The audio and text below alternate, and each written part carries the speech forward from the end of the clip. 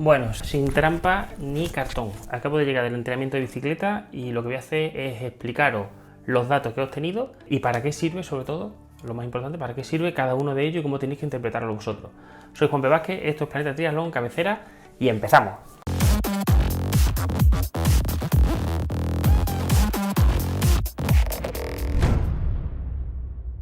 Bueno, lo primero que os voy a enseñar son los datos del entrenamiento de hoy.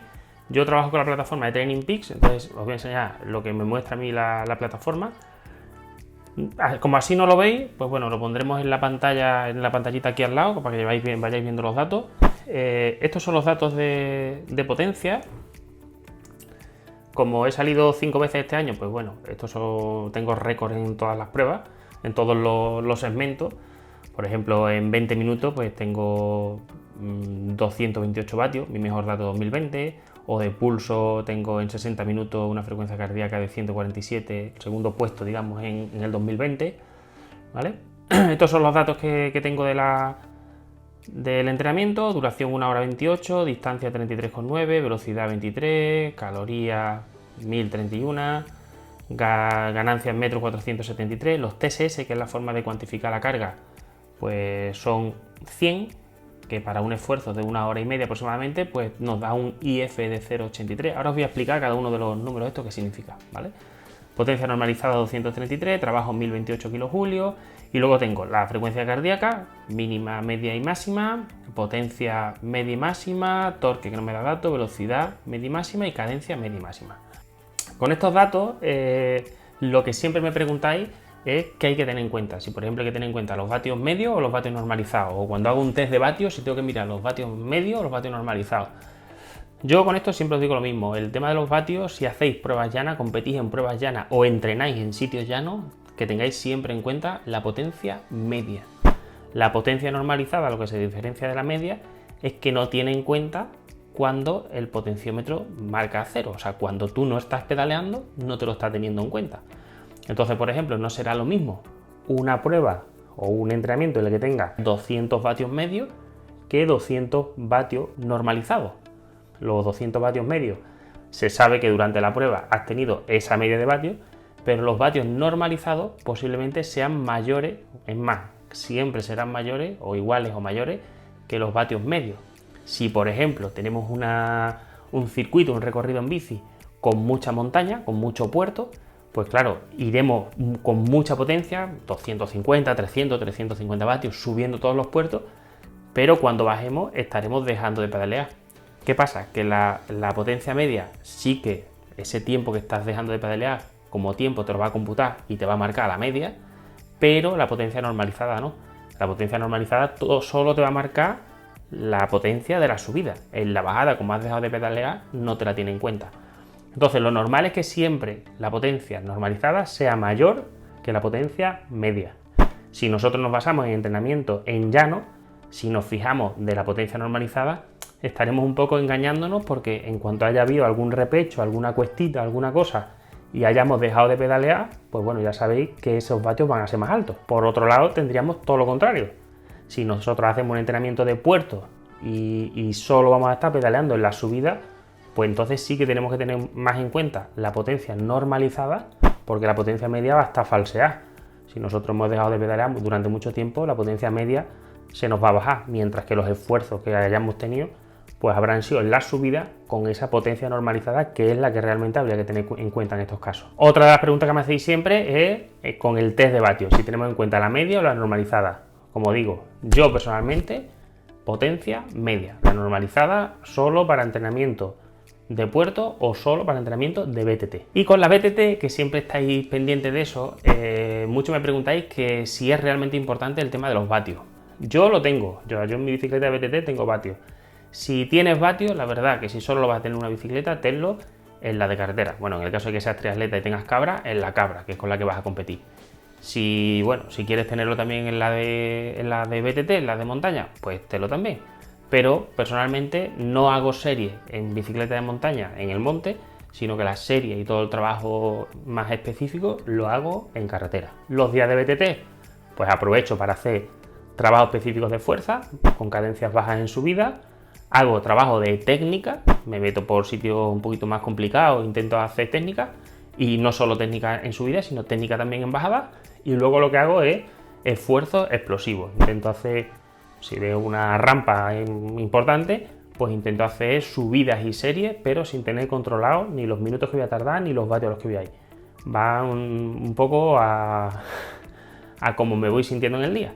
Después es verdad que todos esos datos de esos entrenamientos sí que los analizo y los tengo en cuenta para las planificaciones de la semana siguiente. Pero en principio el monte para disfrutar, las series y todo eso en carretera. Otro de los datos que está aquí es el tema del IF.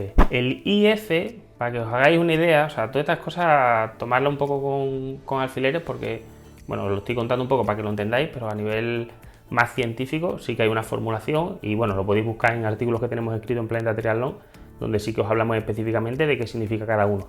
Así, para que lleguéis vosotros al entrenamiento y veáis los datos, el IF, ¿qué significaría?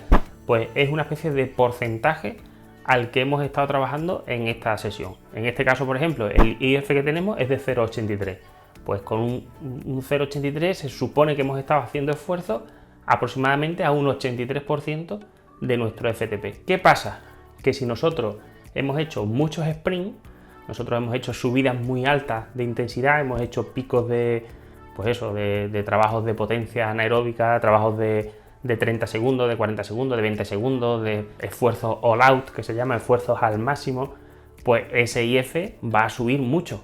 Entonces puede que hayas hecho un entrenamiento prácticamente llano, pero en el momento que metas intensidades y metas picos muy altos, ese IF subirá.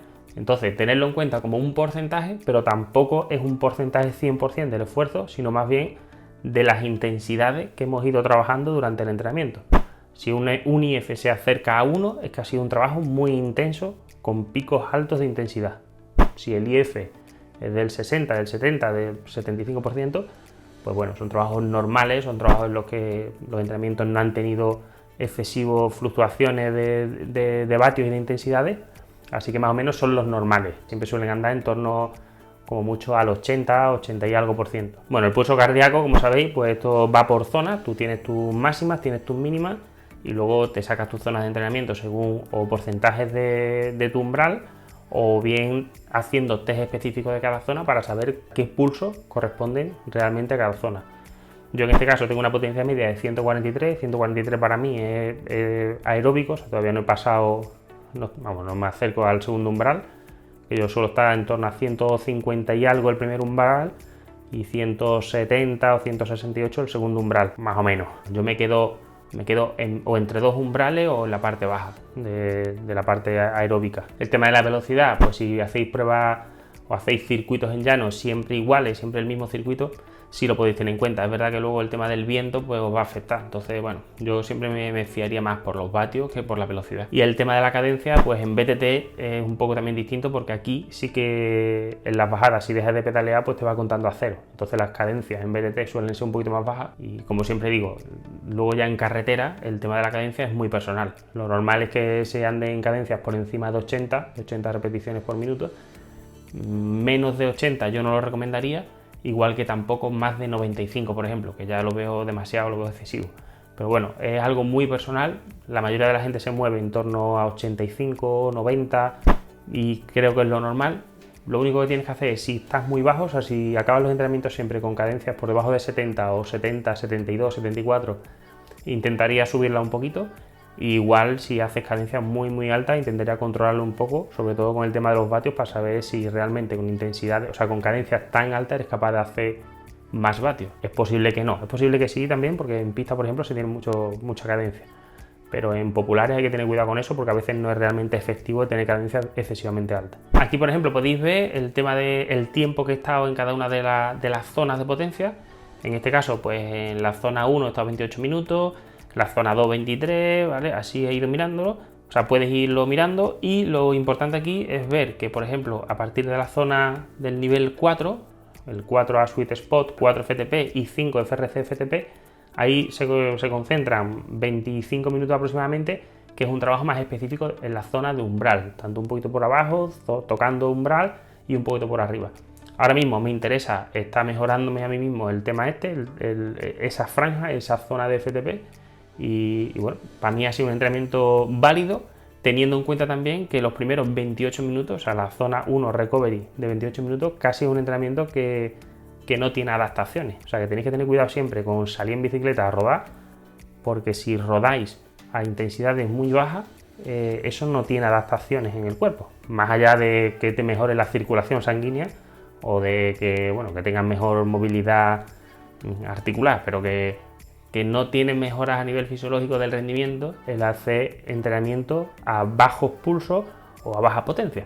Por eso tenéis que tener cuidado con el tema de los rodajes muy largos y los kilómetros basura, que esto sí que serían kilómetros basura, y si nos llevamos a la carrera a pie, cuidado con hacer rodajes muy largos a ritmos muy bajos, porque eso no tiene adaptaciones.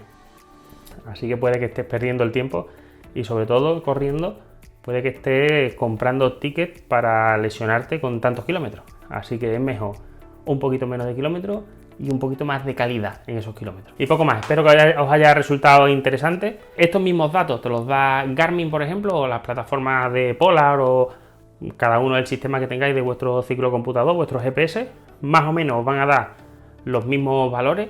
Hay algunos que te dan, por ejemplo, bueno, aquí lo podría mirar también, el equilibrio de vatios entre una pierna y otra o cosas así. Así que bueno, cualquier duda que tengáis, cualquier consulta, como siempre os digo, lo dejáis abajo en comentarios. Yo casi siempre intento responderos a todos y lo de siempre, si os ha resultado interesante el vídeo, darle a me gusta. Si no os habéis suscrito, pues os invito a que os suscribáis. Y a mí personalmente me podéis seguir en mis redes sociales, en Instagram, en @JuanPVázquez. Y poco más, que me voy a la ducha, que bueno, me he traído medio campo de aquí de la dehesa extremeña. Que seas bueno y entrenad mucho. Nos vemos en el próximo. Chao, chao.